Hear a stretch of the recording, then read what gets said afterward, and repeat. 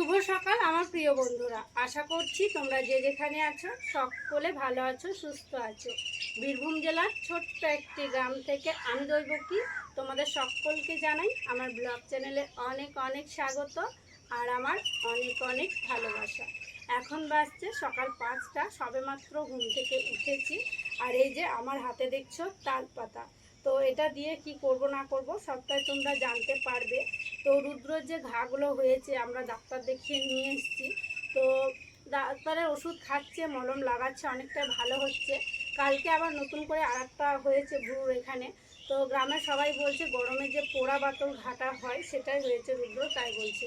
তো সেটা নাকি ওষুধ দেয়, অনেকে আছে ওষুধ দেয় গ্রামে আর কি, ওই মুলকো ওষুধ দেয়। তো সবাই বলছে নাম যদি করা হয় যে পোড়া বাতল হয়েছে তাহলে ওই মুলকো ওষুধটা দিতে হয়। তো নাম করেছে আর কি, সবাই যে বলেছে যে ওষুধটা মানে দিও ওকে। তো সেই কারণে এই যে তালপাতা নিয়ে দেখো আমি এসেছি, মানে তালপাতাটা দিয়ে ওষুধটা দিতে হবে। আর এই ওষুধটা কিন্তু সূর্য ওঠার আগেই দিতে হয়। তো আমাদের এখানে একটা কাকা শ্বশুর দেয়, কালকে আমি বলে এসেছিলাম, তবে রবিবার দিলে ভালো হয়। তখন তো আর কি অতটা বুঝতে পারিনি, আর কেউ বলেও নি, সেই জন্য রবিবারে দেওয়া হয়নি। তো আজকে হচ্ছে মঙ্গলবার, আজকে দেয়া হবে। আর জানো তো আমাদের গ্রামে অনেক তাল গাছ আছে, তবে সব তাল গাছ অনেক বড় বড়। তাল পাতার যে মাঝখানে কচি পাতাটা, সেই পাতাটা লাগবে। যে সবাইকে জিজ্ঞাসা করলাম, বললো এখানে ছোট গাছ নেই, পাতা পাড়াই মুশকিল আর কি, অনেক বড় বড় গাছ। দিয়ে কালকে যখন রুদ্রর বাবা আর বাবা গেছিলো মামার বাড়িতে, তখন আসার পথে এই তালপাতাটা নিয়ে এসছে।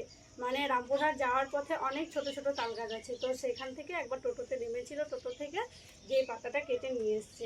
তো এই পাতাটা আমি এখন দিতে যাব, যে কাকা শ্বশুর ওষুধটা দেবে। তো পাতাটা দিয়ে আসবো, দিয়ে ওষুধটা সব কিছু রেডি করে দেবে। মানে এই যে তালপাতাটা একটা লকেটের মতো হবে, তালপাতার ভিতরে ওষুধটা থাকবে, দিয়ে সুতো দিয়ে বাঁধা থাকবে। তো ওভাবে ওই পোড়া বাতলের ওষুধ দেয়। তো যাই হোক, কোনো কাজই হয়নি, কাজ করতে হবে। আগে ছেলের ব্যবস্থাটা করি, কারণ সূর্য ওঠার আগে কাজটা করতে হবে। তো তালপাতাটা দিয়ে আসি, তারপরে বিদ্যুৎসোনাকে ঘুম থেকে ওঠাবো, দিয়ে তখন রেডি হয়ে গেলে ডাকবে বলেছে, তখন নিয়ে যাব। তো যাই হোক, এখন থেকে ব্লগটা শুরু করলাম, তোমরা ফুল ব্লগটি দেখতে থাকো, আশা করছি ভালো লাগবে। তালপাতাটা দিয়ে এসেছিলাম, তারপরে বাড়িতে এসে আমি কিছু কাজ করেছিলাম। দিয়ে কাকাটা আমাকে ডাকতে এসেছিলো যে হয়ে গেছে, ওষুধ নিয়ে এসেছি, রুদ্রকে নিয়ে চলো। তো তারপরে এই যে রুদ্রকে ঘুম থেকে উঠিয়ে চোখে মুখে জল দিয়ে নিয়ে গেছি, মানে খালি পেটেই দিতে হয়। তো এই যে দেখো ওষুধটা দিয়েছে, এই যে তালপাতাটা আছে, তালপাতার ভিতরে কিন্তু মুলকো যে ওষুধ দেয় সেই ওষুধ আছে, আর একটা সুতো দিয়ে এটা আর কি মালার মতো করে দিয়েছে। তো আমি জিজ্ঞাসা করলাম এটা কতদিন রাখতে হবে। তো কাকা বললো যতদিন না ঘাগুলো একেবারে শুকিয়ে যাবে ততদিন থাকবে, আর তালপাতাটা যেন কোনো মাথায় খুলে না যায় সেটা খেয়াল রাখতে বললো। আর আমি কোনো পালন আছে নাকি জিজ্ঞাসা করলাম, মানে মুলকো যে কোনো ওষুধ দিলেই তো মানে পালতে হয়, যে অনেক কিছু খাওয়া বারণ থাকে, অনেক কিছু বারণ থাকে। তো কাকা বললো না, কোনো কিছু বারণ নেই, এই পোড়া বাতলে ওষুধ দিলে সব কিছুই আর কি খাওয়া যাবে। তো এই যে রুদ্র ঘাগুলো অনেকটাই শুকিয়ে গেছে। তো যাই হোক, এই যে পোড়া বোতলের ওষুধ দেওয়া হলো, নাম করলে দিতে হয় আর কি। তো নাম করে দিয়েছে, দিদি প্রথমে নাম করেছিল যে দিবি, তাই বলছিল, তো সেই জন্য আরোই দেওয়া। তো তোমাদের ওইদিকে কি পোড়া বোতলে এরকম ওষুধ দেয় তাহলে কিন্তু জানিও কমেন্ট করে। তো চলো, রুদ্রকে এখন খাওয়াতে হবে নাকি, শোনো চলো।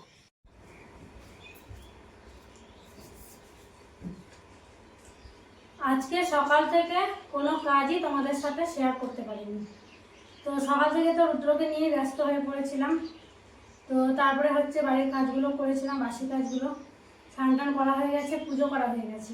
তারপরে মুড়ি খাবার করলাম, তাড়াতাড়ি করে একটু আলু তরকারি করলাম। রুদ্রর বাবা আর বাবা ওরা একটু বেরিয়ে গেল, রামপুরহাটে গেল, ওদেরও কিছু কাজ আছে, তো সেই কারণে ওরা গেল। আর বাড়ি থেকে যদি কেউ যায় কোথাও তাহলে মানে কাজ এগোয় না, মনে হয় যে ওরা চলে যাক, যে কাজটা করব। তো কোনো ক্যামেরা যে চালু করে আমি কোনো শ্যুট নেবো সেটাই আমার হয়নি, যে ভাবছি যে ওরা চলে যাক তারপরে নেবো, তারপরে শেয়ার করবো আর কি। তো ওরকম করে সকালটা কেটে গেল।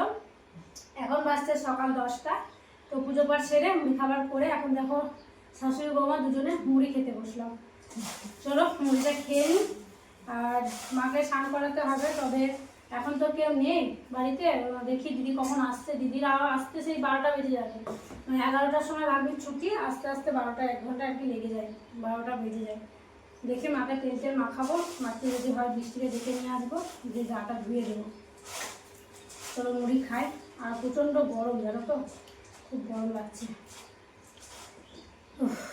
খেয়ে নেন সব মুড়ি। হ্যাঁ, সকালবেলায় যখন রুদ্রর বাবা খড় কেটেছিল তখন লালিকে খড় দিয়েছিল, সেই খড়গুলো সব শেষ হয়ে গিয়েছে, তাই ভাবলাম লালিকে খড়গুলো দিয়ে দিই। তাই খড়ের বস্তাটা নিয়ে এলাম। দেখে মনে হচ্ছে অনেক ভারী হবে, কারণ এক বস্তা খড় আছে, কিন্তু না গো না, খড় তো পাতলা জিনিস, বস্তাটা ভারী নয়। তো যাই হোক, এইদিকে দিচ্ছিলাম, ও তো বস্তাতেই পুরো মুখ ঢুকিয়ে দিচ্ছিল, সেই জন্য আবার ওই দিকটায় ঘুরে গিয়ে যে খাওয়ার জায়গাটা আছে, যেটাকে পাতনা বলি, সেটার মধ্যে খড়গুলো ঢেলে দিলাম। রান্না বান্না বসাবো, তাই ভাবলাম যে সবজিপাতিগুলো কেটে রাখি, তারপরে মাকে স্নান করিয়ে দিয়ে তখন রান্না বান্না বসাবো। এদিকে বৃষ্টিও এসছে, আর বেশ ভালোই হয়েছে বৃষ্টি আসাতে। ওই যে তোমাদেরকে বলছিলাম না যে বৃষ্টিকে ডাকবো, দিয়ে দুজনে মিলে মাকে স্নানটা করিয়ে দেবো। বৃষ্টি এলো, দিয়ে আবার ও কলপাড়ের দিকে গেছিলো, গাছে একটা ভালো পাকা পেয়ারা দেখেছে, তো সেই পেয়ারাটা নিয়ে এলো, তো আমি ওকে কেটে দিলাম, ও বললো কেটে দাও, তো ও খাচ্ছে। আর এদিকে সবজি বলতে বাড়িতে আলু আর কচু আছে, আর এই কচুগুলো জানো তো কালো কচু, আর এত লেলে কি বলবো, মানে সেই অনেক দিন হয়ে গেল কচুগুলো নিয়ে এসছে। মানে আজকে মঙ্গলবার, তো আগের মঙ্গলবার কচুগুলো নিয়ে এসছিল, আর কচুগুলো জানো তো 10 টাকা করে কিলো নিয়েছে। এখন তো কচুর দাম অনেক, ওই 20 টাকা বা 25 টাকা এরকম হবে হয়তো। তো আমি তো পুরো অবাক হয়েছিলাম যে 10 টাকা করে কিলো নিল কচু, তাহলে বোধহয় কচু সিদ্ধ হবে না। কিন্তু আগে কদিন রান্না করা হয়েছিল, কচুগুলো খুব সুন্দর সিদ্ধ হয়েছিল। তো যাই হোক, কচু আছে, এখন কচু কাটি, কচু আর আলু কেটে রাখি, তারপরে দেখি ভাবনা চিন্তা করি কি রান্না করব। যদি মাছ আসে তো মাছ নেব, দিয়ে আর কি আলু কচু মাছ দিয়ে একটা তরকারি করব। বৃষ্টি দেখলো যে আমি সবজি কাটছি, আমার যদি সবজি কাটা হয় তারপরে যদি দুজনে আমরা মাকে স্নান করে অনেকটা দেরি হয়ে যাবে, তাই বৃষ্টি বলল তুমি তাহলে সবজিগুলো কেটে নাও, আমি তাহলে জেঠিমাকে তেলটা মাখিয়ে দিচ্ছি। তাই বৃষ্টি দেখো আজকে মাকে তেলটা মাখিয়ে দিচ্ছে। তো তেল মাখাতে মাখাতে আমারও সবজিপাতি কাটা হয়ে যাবে, তারপরে তখন দুজনে মিলে একসঙ্গে ধরে নিয়ে যাব, দিয়ে মাকে স্নানটা করিয়ে দেব। আর সকালবেলাতেই জল রোদে দেওয়া হয়েছে, আর এখন তো বেশ ভালোই রোদ হচ্ছে, সেই জন্য জল আর গরম করছি না, ওই রোদে যা যেটুকু আর কি গরম হচ্ছে সেই জলেই মাকে গাটা ধুইয়ে দেওয়া হচ্ছে। মাকে স্নান টান করিয়ে রেডি করানো হয়ে গেছে, মা এখন চেয়ারে চুপ করে বসে আছে। আর এদিকে আমি চলে এলাম উনুন ধরানোর জন্য। প্রথমে ঘুটের বস্তাটা থেকে ঘুটেগুলো একটু বাইরে বের করে রাখলাম, আর কয়েকটা ঘুটে তলে আর কি উনুনে ছাইয়ের ওপরে দিয়ে দিলাম, যাতে ভালো ধরে, মানে তলের ঘুটেগুলো ধরে গেলে ভালোই জ্বলে যাবে তাড়াতাড়ি, সেই জন্য তলে কয়েকটা ঘুটে দেয়া হয়। তারপরে চলে এলাম খড় নিতে। তো এখন তো আর হাতে করে খড় ছাড়ায় না, ওই যে বড় আকড়াটা আছে সেটা দিয়েই খড়গুলো টানলাম, তারপরে খড় নিলাম। আর খড়ে জ্বালালে বেশ ভালো হয় জানো তো, তাড়াতাড়ি আর কি ধরে যায়, তো সেই জন্য খড়েই দিচ্ছি। তবে যখন সাপে কামড়েছিল তারপরে কয়েকদিন আমি খড় নাড়ছিলামই না, ভয় করছিল। তবে কতদিন আর ভয় পেয়ে থাকবো বলো, কাজ তো করতেই হবে তাই না। তো এখন আর হাত দিয়ে ছাড়াই না, ওই যে আকড়াটা আছে ওটা দিয়ে ছাড়ালাম, দিয়ে নিয়ে আসলাম, দিয়ে এই যে এইভাবে আগুন দিই, খড় ভরে দিলাম, তারপরে দেশলা জ্বালিয়ে দিলাম, একটু জ্বলতে শুরু করলো, তার উপরে ঘুঁটেগুলো দিয়ে দিলাম। তো ওইদিকে জ্বলতে থাক, একটুখানি তো ধোয়া হবে, তারপরে ধরে যাবে, ভাবলাম কড়াইয়ে মাটিটা লেপে নিই। তো আজকে জানো তো মাটি ভেজানো নেই, একটা বাটিতে যে আমি ভিজিয়ে রাখি, তো সেই জন্য ভাবলাম উঠোনের মাটিগুলো দিয়ে দিই। তো সেই জন্য আমি অল্প একটু জল নিয়ে এসেছিলাম, প্রথমে সেই জলটা দেওয়াতে না মাটি উঠছিলই না। দিয়ে আবার রুদ্রকে বললাম বাবু একটু জল এনে দাও তো আমাকে, দিয়ে আবার রুদ্র আর একটু জল আনলো, তারপরে মাটিগুলো বেশ ভালো উঠতে শুরু করলো। তো এই যে দেখো কড়াইয়ে লেপে দিচ্ছি, আর মাটি লেপলে খুব তাড়াতাড়ি কড়াই মাজা হয়ে যায়, সেই কারণেই মাটি দেওয়া হয়। তো চলো ওইদিকে বোধহয় উনুনটাও ধরে গিয়েছে, এবারে গিয়ে বসিয়ে দিই। এই যে দেখো উনুন একদম দাও দাও করে জ্বলে গেছে, একদিকে হাঁড়ি আর একদিকে কড়াই বসিয়ে দিলাম।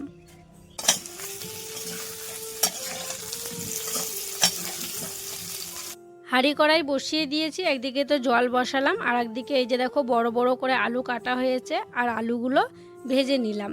প্রথমে তো আমি ওই কচু আর আলু কেটেছিলাম, ভাবলাম কচু আলু বড়ি দিয়ে আর যদি মাছ আছে মাছ দিয়ে একটা তরকারি করব, কিন্তু মাছ তো আর এলো না, কি আর করা যাবে। তো তার একটু পরেই জানো তো রুদ্র বাবা ফোন করেছিল, ও তো গেছিলো বাজারে, দিয়ে ফোন করে বলছে যে একটু মাংস নিয়ে যাচ্ছি, মাংস রান্নার ব্যবস্থা করো, মানে মশলা টশলা সব ঠিক করো। তো আমি বললাম হঠাৎ করে মাংস, কি ব্যাপার? তো ও বলছে নাকি রুদ্র খেতে চেয়েছে, ও আমাকে বলেছিল মাংস আনবে, সেই জন্য নিয়ে যাব। তো কী আর করা যাবে, নিয়ে যখন আসছে তখন তো আমাকে ব্যবস্থা করতেই হবে, আর আগে থেকে ব্যবস্থা না করে রাখলে দেরিও হয়ে যাবে। তো আলুটা কেটে আলুটা ভেজে নিলাম, আর ওই যে আর একটা তরকারি করব বললাম আলু বড়ি কচু দিয়ে, তো ওই তরকারিটা এখন দেখো কড়াইয়ে এই যে টকবক করে ফুটছে।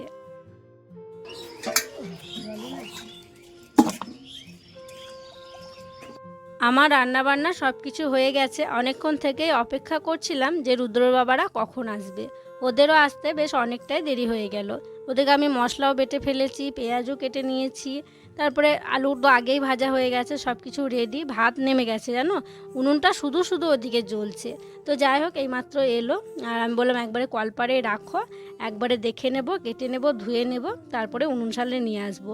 শুধু মাংসটা রান্না করলেই আমার রান্নাবান্না কমপ্লিট হয়ে যাবে। তো এই যে দেখো, ও বলছিল নাকি 1 কিলো মতো মাংস আছে এখানে। তো আমি এখানে দেখো কেটে নিচ্ছি, একদম ভালো করে ধুয়ে নেব, দিয়ে তখন নিয়ে গিয়ে রান্নাটা করে নেব। এদিকে আমি চিকেনটা রান্না করতে শুরু করে দিয়েছি। আর আজকে চিকেনটা খুবই হালকা পাতলাভাবে রান্না করবো, মানে বুঝতেই তো পারছো প্রচণ্ড গরম। এই গরমে আর শরীরও সবার খুব একটা ভালো নেই, বুঝতে পারছো রোদ গরমে কী অবস্থা। সেই কারণে একদম অল্প মশলা দিয়ে, অল্প তেল ঝাল দিয়ে আর কি মাংসটা করা হচ্ছে। রুদ্র বারবার করে বলছিল মা চিকেন খাবো চিকেন খাবো, সেই জন্য আরও রুদ্র বাবা নিয়ে এসছে। ওর বাবাকে বলেছে, ওর বাবা যাবে রামপুরহাটে, সেটা ও শুনেছে, দিয়ে ওর বাবাকেও বলেছে, দিয়ে আবার ওর বাবা আমাকে বলছে যে রুদ্র বলেছিল। তো যাই হোক, হালকা পাতলা করেই করছি। আর খাবোটাই বা কী বলো, মাছ যে মাছ নিয়ে আসে সেও দেখছি কয়েকদিন থেকে আসছে না, মাছ মাংস দিই। তো এই কটার মধ্যেই খেতে হচ্ছে। মাংসটা খুব কমই হয় আমাদের বাড়িতে, যখন ওই বাড়িতে কেউ আত্মীয় স্বজন আসে তখন হয়, আর কোনো উপলক্ষতে হয় আর কি। কোনো উপলক্ষ ছাড়া আমাদের বাড়িতে মাংস হয় না। তো যাই হোক, ছেলেটার শরীর খারাপ, যখন খেতে চেয়েছে, মা বাবা হয়ে কী করে বা থাকি বলো না দিয়ে, না খাইয়ে। তো সেই জন্য আনা হয়েছে। ছেলেটা একাই খাবে না, সবার জন্য নিয়ে আসা হয়েছে, সবাই আর কি খাবে।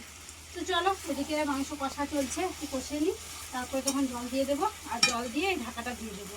তো আমি একটা খোলা ঢাকা দিই, বড় বাটি। তো তোমরা অনেকে কমেন্ট করে বলো যে ঢাকনাগুলো কিনবে, আগে বলেছিলে, তবে এই যে ঢাকনা আমার কেনা আছে জানো তো, ব্যবহার করি না। ওই যে ওই বড় বাটিতে ঢাকা দিয়ে ওইটাই তরকারি রাখি, তো ওইটা এখানেই থাকে, ওইটাতেই ঢাকা দিয়ে দিই। আর এটা বের করি না, আবার এটাকে মাজো ঘষো আবার রাখো, তো সেই জন্য বের করি না, ভরাই থাকে। তবে এই কড়াইয়ের মাপে এটা ঠিক, কোনো থালা ঠিক হয় না জানো তো। বড় থালাটা দেখবো বড় হয়ে যায় খুব, ছোট থালাটা আবার ঢুকে যায়, যে এইটা ঠিক মাপ। তো সেই জন্য এই কড়াইটাই করলে এইটাতে আর কি নিয়ে আসি। তো চলো, চিকেনটা আমি রান্না করে নিই। চিকেনটা কিন্তু দারুণ হয়েছে, অল্প তেল মশলা হলেও। হ্যাঁ, তেল মশলা বলবা কেমন হয়েছে, খুব বেশি কিছু দিয়ে নিয়েছি। না না, ঠিকই করেছে। আর তাড়াহুড়ো করে মশলা বেশি বাটাও মুশকিল, কারণ এলো ওরা অনেক দেরিতে নিয়ে এলো, আর ওদের তো জানতাম না যে সব কিছু রেডি করে রাখবো, অল্প স্বল্প করেই সব কিছু দিলাম। দুটোকে চিকেন কষা দিতে হবে, বুঝলো? আমাকে একবার জিজ্ঞেস করছিল মা কষা হয়নি, কষাটা দিয়ে দেবো, কষাটা খেতে ভালো হতো। আর ও জানো তো ভাতের সঙ্গে দিলে পরে একদম খেতে চায় না, একটুখানি খাবে, মানে একটা চিকেনের অর্ধেকটা খাবে, দিয়ে আর খাবে না।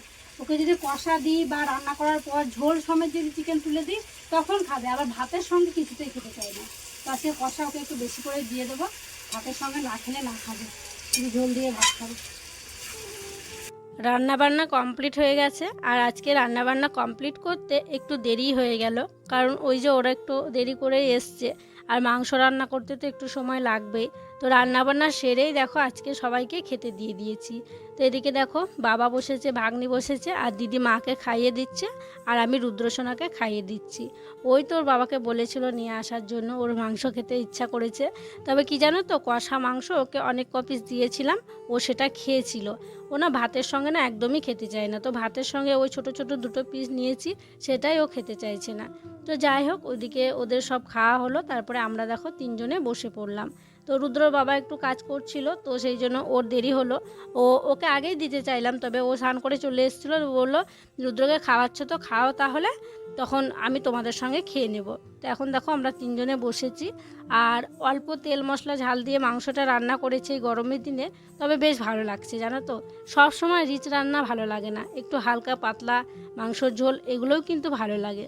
তো যাই হোক, চলো খাওয়া দাওয়াটা করে নিই। আর জানোই তো আমাদের যত কথাবার্তা খাওয়া দাওয়ার সময়তেই হয়। দেখো তিনজনে মিলে গল্প করছি আর খাওয়া দাওয়া করছি। বিকেলবেলায় ছাদে চলে এসেছি, সেই যে আমি গাছগুলো লাগিয়েছিলাম সেই গাছগুলোই জল দিতে। তো জল তো দেওয়া হয় প্রত্যেক দিনই, তবে তোমাদের সাথে জল দেওয়াটা শেয়ার করা হয় না। যে কাটা জবা গাছগুলো লাগিয়েছিলাম সেগুলো হয়ে গেছে, অনেকে কৃষ্ণ জবা বলছো। তো যাই হোক, অনেক কাটা আছে তো গাছটাতে, সেই জন্য আমরা কাটা জবাই বলছি। তারপরে নয়নতারা গাছ লাগিয়েছি দুটো, একটা নয়নতারা গাছ আবার ফুলও ফুটে গিয়েছে, দুটো দেখছি নয়নতারা ফুল ফুটেছে। তো যাই হোক, সব গাছগুলোই আমি জল দিয়ে দিচ্ছি।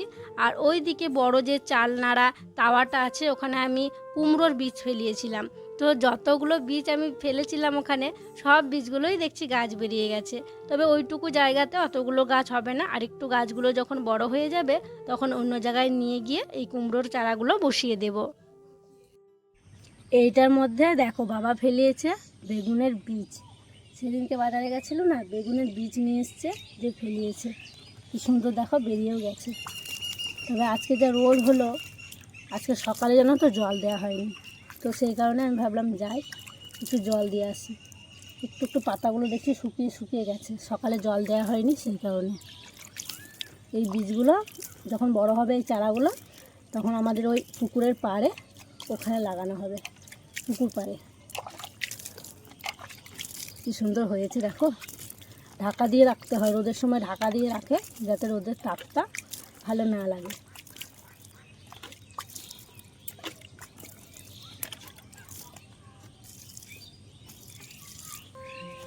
ছাদে বেশ অনেকক্ষণই ছিলাম, সন্ধ্যা হলো, তারপরে ছাদ থেকে নিচে এলাম। নিচে এসেই চা বসিয়ে দিয়েছি, আর একদিকে দুধটা গরম করে নিচ্ছি। চাটা করব, করে সবাইকে চা দিয়ে দেব। আর চা দিলাম, তারপরেই দেখো আবারও চলে এলাম রুটি করার জন্য। আজকে বেশি রুটি হচ্ছে না, কারণ আটা আবারও শেষ হয়ে গিয়েছে। গম ধুয়ে দেওয়া হয়েছে, তবে এখনও পিষিয়ে নিয়ে আসা হয়নি। কালকে আর একটু রোদে দেব, দিয়ে রুদ্রবাবাকে পরশু দিনকে বলবো যাও গমটা পিষিয়ে নিয়ে আসো। তো আজকে বাবার আর মায়ের জন্য রুটি হচ্ছে, আজকে আমি ভাত খাবো। তো যাই হোক, 4টে মতো রুটি করা হচ্ছে, তো সেই জন্য আজকে দুটো দুটো করে করছি। প্রথমে দুটো করে নিচ্ছি, তারপরে আর বাকি দুটো পরে করে নেব। আর অন্যান্য দিন তোমরা দেখো 3টে করে রুটি দিই, দিয়ে 3টে করে নিই। তো এই যে বারবারে উল্টে পাল্টে দিচ্ছি, উল্টে পাল্টে দেওয়ার অনেকক্ষণ পর তখন যখন দেখবো একটু একটু ফুলতে শুরু করেছে, তখনই এভাবে সেঁকে নিই। আর দেখো একদম গোল হয়ে কি সুন্দর ফুলে ওঠে, বেশ ভালো লাগে। তো এটা একটু বেশি পুড়ে গেল। তো যাই হোক, রুটি একটু সামান্য পোড়া পোড়া হলেও কিন্তু ভালো লাগে, নইলে আমার আবার মনে হয় যে কাঁচা কাঁচা লাগছে। তো যাই হোক, এদিকে দেখো করা হয়ে গেল। আর এই যে হটপটও নিয়ে চলে এসেছিলাম, চলো এবারে ঘরে রেখে দিই। বিকেলবেলায় বাবা আর রুদ্র গেছিল পাশের গ্রামে একটু বেড়াতে। আসার সময় নিয়ে এসছে চাউমিন। দিয়ে রুদ্র আমাকে ডাকছে, আমি রুটি করছিলাম, মা তুমি ভিডিও করবে তো এসো, চাউমিন নিয়ে এসেছি। আমি এখন চাউমিন ভাগ করব, করে সবাইকে দেব। দিয়ে দেখো ও নিজেই ঢাললো চাউমিনটা। আমি বলছি তুমি পারবে না, আমাকে দাও। বলছে না আমি পারবো। তো প্রথমে ও একটু টেস্ট করে নিল, তো এই চামচটা তো একটু পাতলা টাইপের, ওঠাতে পারছিল না ও। দিয়ে আমি বললাম আমাকে দাও, আমি সবাইকে ভাগ করে দিচ্ছি।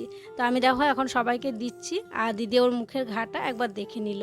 তো মাকে দিলাম, বাবাকে দিলাম, বাবার তো খাওয়া হয়ে গেছে। তারপরে সবাই একটু একটু করে খাবো, তাই ভাগ করে নিচ্ছি। তারপরে দেখলাম রোহিতও এলো, তাই রোহিতকেও একটু দিয়েছি। তো যাই হোক, চলো চাউমিন খেয়ে নিই। আর আজকের মতো তাহলে এখানেই বিদায় নিচ্ছি গো। তোমরা সকলে ভালো থেকো, সুস্থ থেকো। আর যারা নতুন বন্ধু হয়ে আমার এই ভিডিওটি দেখছো, তাদের কাছে একটি অনুরোধ করছি, আমার চ্যানেলটিকে সাবস্ক্রাইব করে আমার পাশে থেকো।